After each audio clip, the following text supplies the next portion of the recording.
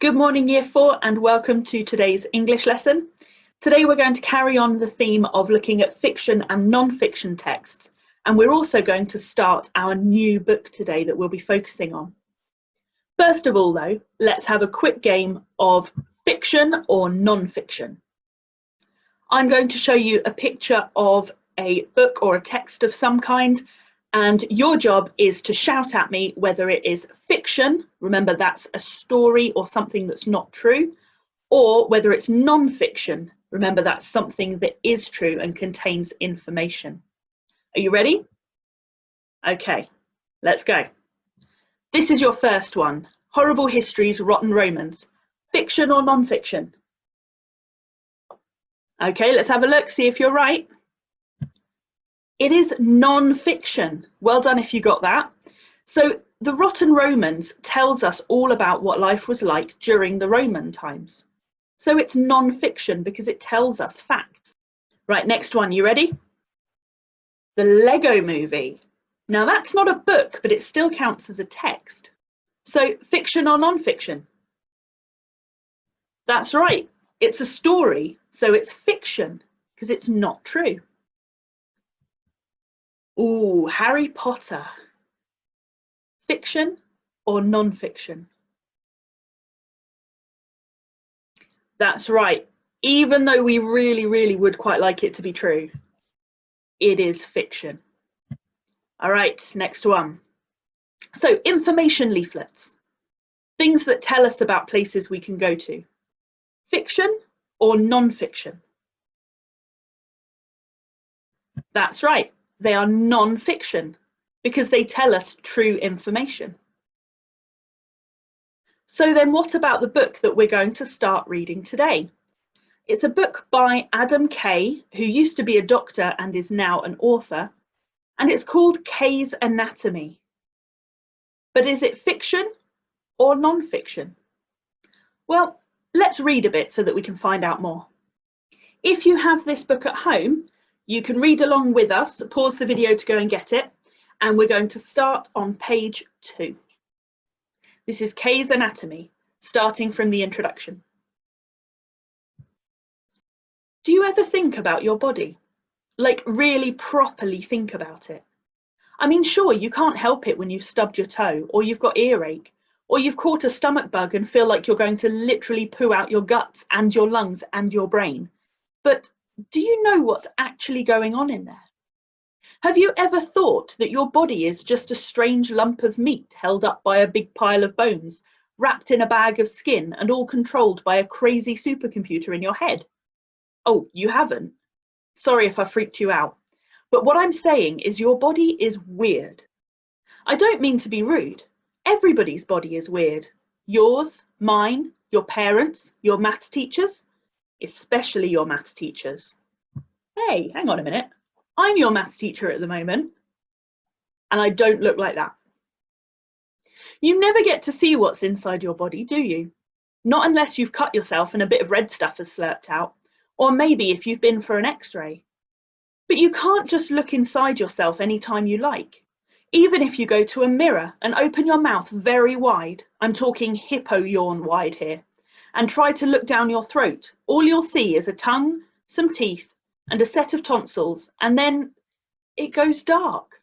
What's it hiding? I know they teach you some stuff about the body at school. I also know there's no quicker way to make something boring than forcing you to sit on an uncomfortable plastic chair and learning about it from a whiteboard. You guys are at home, so hopefully you're more comfortable than that.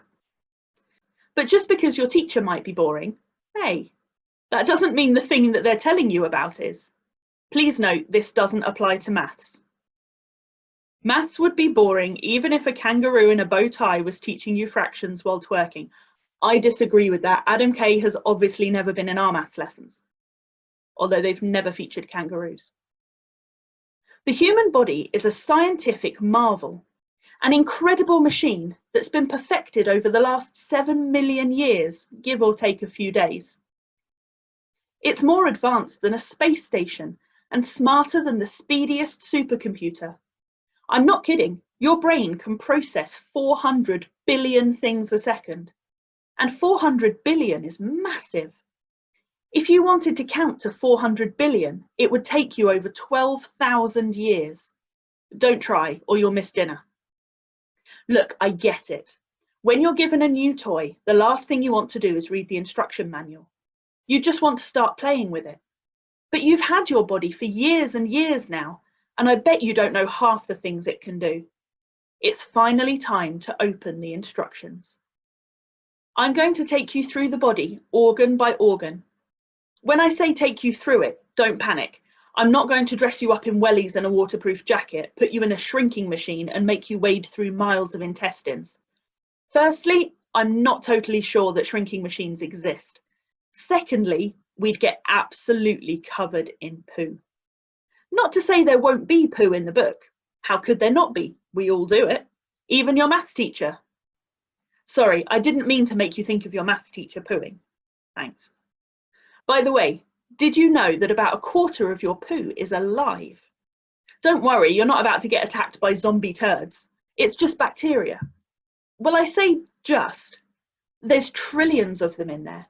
In fact, there are more bacteria in every poo you do than there are pages on the entire internet. Let's find out all of your body's weird and wonderful secrets. Like the brain, for instance, which feels no pain. You could take a big stick and mush it around your brain and it wouldn't hurt at all. Please don't take a big stick and mush it around your brain. Then there's your heart, which it turns out is neither bright pink nor heart-shaped. So someone should urgently tell whoever makes Valentine's Day cards. And it pumps enough blood around your body each day to fill 90 pretty repulsive baths. And how about your lungs, which puff out enough air every day to blow up 1,000 balloons? Who needs 1,000 balloons for their birthday? Save a bit of breath to sing happy birthday, for goodness sake. Like a sightseeing tour, we'll take in all the best bits, such as the skin, which is the largest organ in the human body, and the one you'd look the weirdest without. But did you know your skin isn't actually your outermost part? Wherever you go, you're always surrounded by an invisible cloud. A cloud? How cute! Nope. It's a cloud of thousands of tiny bits of skin that flake off you, along with cells that come out of your various giblets every time you speak, yawn, burp, or fart. And if you think that's disgusting, wait until I tell you about the weird creatures who live in your eyelashes. Or worse still, what they eat for dinner. How do you know I'm not making all this up? Well, I worked as a doctor for years and years. These days I write books, but hopefully I haven't forgotten too much about how the body works. It would be a real shame if I was teaching you a load of absolute nonsense. But I guess you won't know until you fail your exams. So you're probably just going to have to trust me. In this book, I'm going to answer every question you could possibly have about the human body, including the things your teachers and parents quickly change the subject about when you ask them. Probably because they don't know the answers, idiots. Hey, rude. So that's the beginning of Kay's Anatomy. But is it a fiction or a non-fiction book? Well, let's have a look closer. Have a look at this section from the very beginning of the introduction. What strikes you about the way that Adam Kay writes and how he talks to us as the reader? Well, the first thing I noticed was that he asks a lot of questions. So I've highlighted them all here. And why would he ask us questions if we can't answer him? Well, these are called rhetorical questions, and writers use them to make us think about things. It also helps us to feel like Adam Kay is talking directly to us, like he's having a conversation with us. That doesn't necessarily help us understand whether it's a fiction or non-fiction book, however, because sometimes stories can be told a bit like that as well. So let's look at something else. In this section, Adam Kay teaches us some things. Pause the video and see if you can find the facts in this piece of writing. I found lots of them. So we've got facts about the heart, that it's neither bright pink nor heart-shaped. It pumps enough blood around your body each day to fill up 90 baths. And the fact about your lungs puffing out enough air every day to blow up 1,000 balloons. So this writing contains lots of information for us to learn. Okay, let's have a look at the next bit. The other thing Adam Kay uses a lot in his writing is humour. He wants to make us laugh. And if we have a look at just this section here, we've got all of these bits where he's being funny. The diagrams and pictures in the book are really funny as well. But again, humour doesn't necessarily help us understand if it's fiction or non-fiction. Another feature of Adam Kay's book is pictures. Now, of course, you can have pictures or illustrations in fiction and non-fiction, but quite a lot of the time, non-fiction books have more like diagrams that are labelled. So let's see. We've got rhetorical questions, we've got true facts, we've got humour, we've got diagrams, and we've got that author's voice. He's talking to us like he's having a conversation with us. Pause the video and find which of those things help us to understand if this is a fiction or non-fiction book. That's right, we have true facts and we have diagrams as well. So is this book fiction or non-fiction? It's non-fiction. So a bit of a change from George's Marvellous Medicine. Before I tell you what it is we need you to do today, I just want to remind you of some learning that we did a few weeks ago. Can you remember what this is called? It's called a Venn diagram, and it allows us to compare two different things. So this is the one we looked at in maths. The blue circle was numbers in the 9 times table, and the red circle was numbers in the 2 times table. And then this middle section was specifically for numbers that are in the 9s and the 2s, so things that they have in common. Well, you don't just have to use Venn diagrams in maths, you can also use them in other places.